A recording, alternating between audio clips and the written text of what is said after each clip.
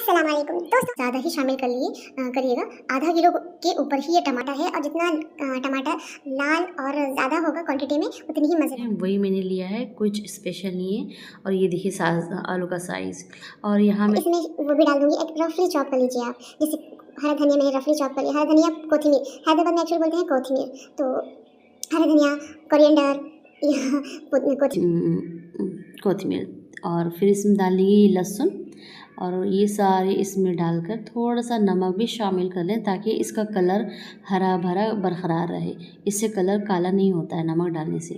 अब इसको हम एक फ़ाइन अच्छा सा पेस्ट बना लेंगे। फ़ाइन नहीं, मतलब दरदरा कूट लीजिए। जैसे कि उपली में हम कूटने के बाद जो टेक्सचर हमको मिलता है उसी तरह का, क्योंकि ये वाला टेक्सचर से जो का पल्प होता है वो मेन होता है, वो आप ज़रूर लें।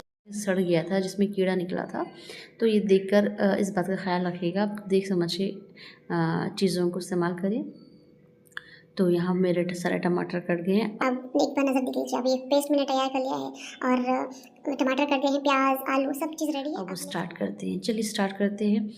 पहले सबसे पहले एक वैसल ले लीजिए, उसको हीट करिए पहले, और तेल जब गर्म होने लगे तब अनियन 2 to 3 मिनट्स के लिए अच्छे से भून लें। जब ये भुना जाए हम शामिल करेंगे हमारे बेसिक से मसाले, जैसे कि खड़ा गरम मसाला भाल लिया है, तो यहाँ मैं शामिल कर ली हूँ जो हमने बना लिया था।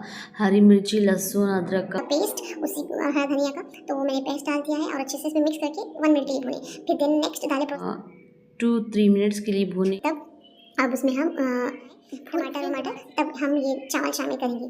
चावल को आप 30 मिनट्स के लिए पहले भिगो कर रख देंगे। जब प्रोसेस होते रहेगा तब तक ये ऑयल आने लगेगा तब चेक करिए नमक, और वापस नमक डाल सकते हैं, हम कम या ज़्यादा कर सकते हैं। तो खैर हमारी तहारी बनकर बिल्कुल रेडी है।